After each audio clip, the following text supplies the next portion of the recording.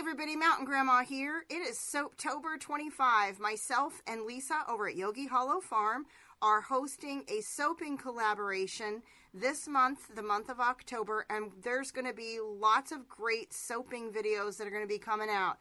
This is my first video of the month, and I'm going to be sharing with you melt and pour soap, how to do the layerings, and how to do the embeds, like the little pumpkin on top and the leaf that's in this fall soap. And there's going to be lots of other great videos. You're also welcome to join us. I will have a playlist for you to catch all the great videos, and I hope to see you guys out there making soap. It is a great skill to have. Now let's get started. So here's what all I'll be using today. You can see here I've shaved some, this is soap shavings is what this is, because I'll be using that as a decorative accent. It's actually from a cinnamon cold process soap that I made, but that's okay. You can totally do this. I've got my soap mold here. I've also got some pumpkin mold, so I'm gonna use these, and this is an oak leaf mini mold. Do you see the leaf shape? Once these are done, it'll slide down like a bar into here. And that way every time you slice the soap, you'll see a leaf pattern in there. So I'm going to use this guy too. And colors, I'm thinking everything fall. The blue is because I don't have green, so, or at least not the green I want. So I'm going to have to blend blue and yellow to make some green. I really like this brown, but this is like a glittery kind of brown, so that'll be nice. And then I've got this little surplus copper coloring bar that I plan on using, and this Adobe Orange Sparkle Mica soap color that I'm going to use. I've got some soap already chopped up and put in here. And by the way, I want to call this out. If you have your soap sitting on the counter for a really long time, it'll get dark on you. Do you see that? This is clear soap, but it's turning dark because it's getting older and I need to use it. So I plan on using it up for all of this. I got 3 different containers here, but I'm probably going to end up using these guys. I almost forgot that I had them, but I do like them a lot better. And I heat in the microwave. So I'm going to get these heated up, melted, get the colors rolling, and I'll show you how I'm going to get this fall soap going. Alright, so I've got about 350 milliliters, 12 ounces of melted soap here. Now, rule of thumb for additives, like, you know, your colorants, your clays, whatever, is a teaspoon per pound, or a teaspoon per your 16 ounces. So I've got a 1/2 teaspoon here that I'm gonna add in of this brown colorant. My fragrance, I've got 350 milliliters here. So I like to do a 3 to 5% of fragrance oil in my soap. So 10% would be 35 milliliters. Whoa, that's a lot. Half of that would be 17.5 milliliters. So that would be 5%. And half of 17 would fall right around like 8.5-ish, 8 3/4, I guess, would be half of 17.5. And that would be 2.5%. So I want a little more than that. I want more than, I want, you know, like 3%-ish. So I'm going to go ahead and put in here 10 mLs and of the fragrance, which is pumpkin spice.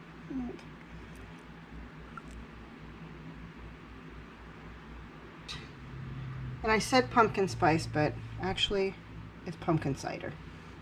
It's going to be so pretty. This is going to be my base layer, so I'm going to pour this in here just as like one base layer on the bottom. And then let that set, and then my other layers will go on top of this. Alright, I'll be back with you.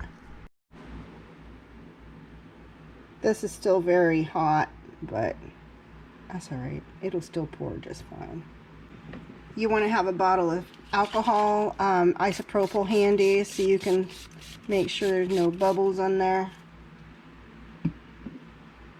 Alright, now I'm going to let this set to cool and move on to making my pumpkins and my leaves. 400 milliliters is almost 2 cups. 2 cups is a pound. So, I added in almost a whole thing because I was a little shy of a pound. And I'm going to go ahead and add in another 10 milliliters of fragrance to this color and get this poured into the pumpkins, and I'll have a little bit left over, and I'll show you in just a minute what I'll be doing with that. So I'm going to get all these poured. And magically, bubbles go away. Alright, so I've melted more soap, and I want to show you. I blended the blue and yellow mica powders, and do you see this?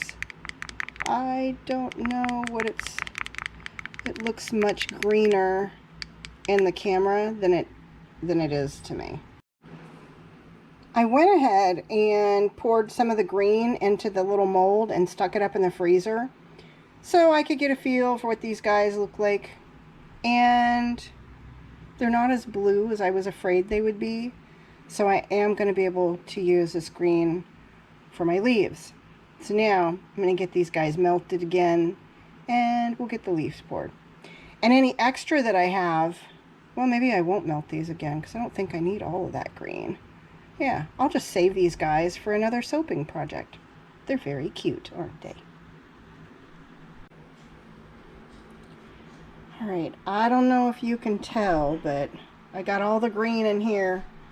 Should have added some orange while I was doing it, but I did not. But this is this mold, and I'm going to let this set. I'll be back with you.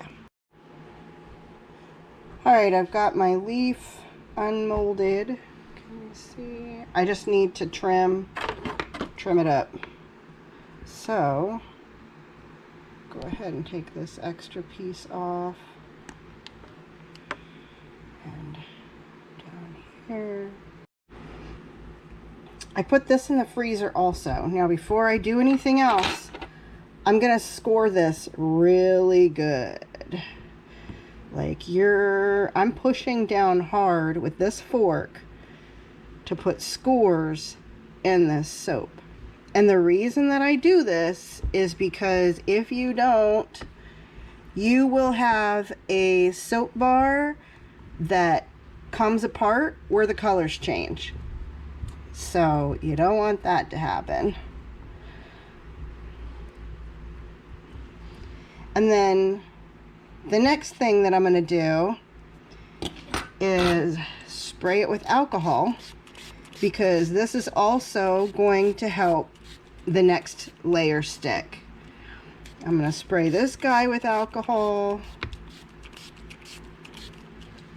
and then I'm going to lay it in there like so.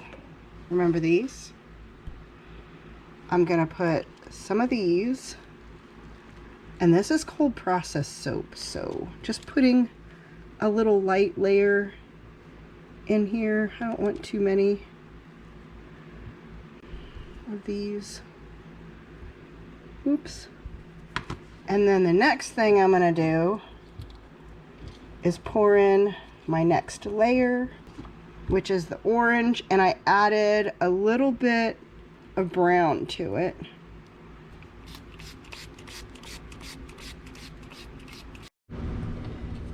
Alright, I've melted a combination of some of the clear soap and also some of the oatmeal soap squares in here. So I've got a nice warm white color. I've got 300 milliliters. Again, I'm going to go with like a 3 to 5%.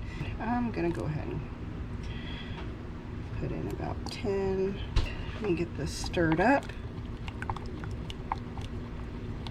This will be our last layer. I wanted to show you. Aren't these cute? They're kind of fat. Like, I don't know. Yeah. Well, there's one sliced. It's okay. Now I'm going to take my last layer and let's pour it.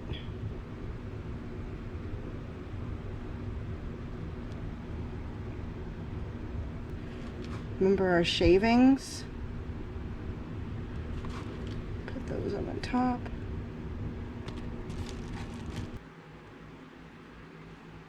If you don't press them in, they're not going to stay in there. And these smelled like cinnamon, so I think they're going to be really a nice addition to the scent of this soap too. Okay, moment of truth. The best way to do your melt and pour soap is to put it up in the freezer, let it set up there, because then it's going to come out of whatever mold you have it in really well. And looking at this, I really like the 3 colors, and I almost wished I didn't put a leaf in it, or I wished I would have put more leaves in there, but that's okay. Live and learn, and it's just a beautiful and wonderful smelling soap. So I'm really happy with how it turned out. Kind of looks like a leaf blowing. My husband thinks it looks like a tree, but you know, whatever. Thank you all so much for watching. There's one last thing I wanted to share with you too. As I go through cutting all of this, I want to just remind you, down in the description box, there is a link to the playlist so you can watch all the other soaping videos. It's one of my fun hobbies that I love to do, and it's also just great to have soap in your preps as well. And then if you want to see how I wrap these up if I were to sell them at a boutique or a craft booth or something, I'm going to share that with you, because your melt and pour soap, you have to wrap it up. You can't just leave it out because it's glycerin based. It's going to attract moisture to it and it'll get little droplets on it. You have to wrap up your soaps.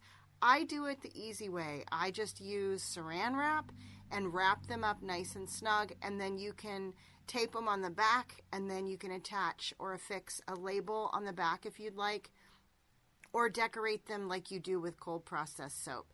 The reason that I like to do melt and pour soap as well as cold processed soap is I can do fun stuff like this, and poof, your soap is ready. You don't have to wait for it to cure or anything like that. So that's why melt and pour soap is so fun for me. So many different things that you can do with it. I hope you all enjoyed this video, and I hope that you try your hand at soap making. If you do, send me a picture of your soap or tag me on your video. I will add it to the playlist. Thanks again, everyone, and until I see you next time, remember, everybody, keep your joy, folks.